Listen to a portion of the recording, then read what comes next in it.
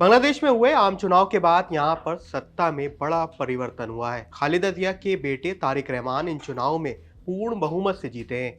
रहमान की party BNP की सरकार में वापसी के साथ दक्षिण एशिया की भू राजनीति और विशेष रूप से भारत के लिए एक बड़ा महत्वपूर्ण मोड़ माना जा रहा है। पिछले 2 वर्षों की राजनीतिक अस्थिरता ने भारतीय निवेश को अधर में लटका दिया था। इसके बाद एक पूर्ण बहुमत वाली स्टेबल सरकार आने के बाद इस देश में पॉलिटिकल अनसर्टेनिटी खत्म होगी, जिसके बाद इंडिया से बायलैटरल ट्रेड और जियो इकोनॉमिक के लिहाज से ये चुनाव बेहद अहम माना जा रहा है। इंडियन इन्वेस्टर और इंडियन कंपनीज यहाँ पर एक स्थिर प्रशासन के साथ लॉन्ग टर्म एग्रीमेंट आसानी से कर सकेंगे। साल 2024 के आंकड़ों को देखें तो दोनों देशों के बीच 13.5 बिलियन डॉलर का बायलैटरल ट्रेड है। इसमें से ट्रेड बैलेंस यानी भारत के पक्ष में करीब 9.2 बिलियन, जो कि 1 लाख करोड़ ज्यादा का ट्रेड सरप्लस है। अब इसमें भी बड़ा बदलाव हो सकता है, क्योंकि नई तारिक रहमान की सरकार आने के बाद 8 बिलियन डॉलर का भारत का लाइन ऑफ क्रेडिट परियोजनाओं को दोबारा से गति मिल सकती है। ऐसे में ये जीत दोनों देशों के लिए एक विन विन सिचुएशन होगी। इसके साथ ही बांग्लादेश अपनी फूड सिक्योरिटी के लिए भी भारत पर बहुत हद तक निर्भर है।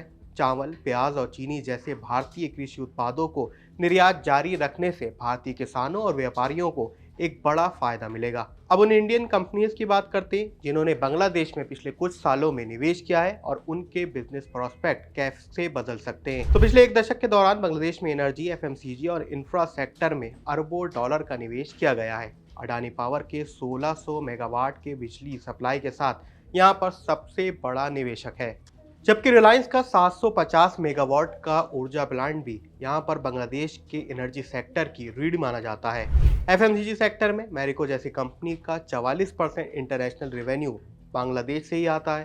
टाटा मोटर्स और वीआईपी इंडस्ट्रीज की भी बड़ी मैन्युफैक्चरिंग प्लांट्स यहाँ पर सक्रिय हैं।